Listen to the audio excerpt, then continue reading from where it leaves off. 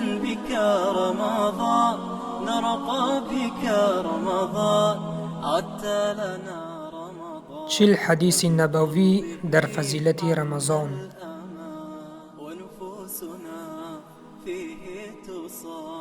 به نام خداوند بخشنده و مهربان.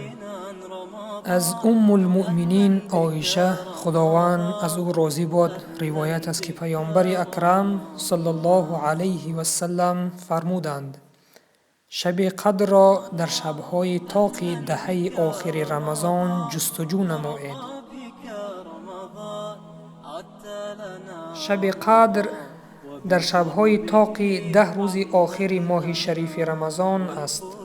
جستجو نمودن شب قدر و با عبادت مشغول شدن در 10 شب آخر ماه رمضان سنت پیامبر صلی الله علیه و سلم است و کسی که شب قدر را دریابد چنانی که خداوند می فرماید شب قدر بهتر است از 1000 ماه.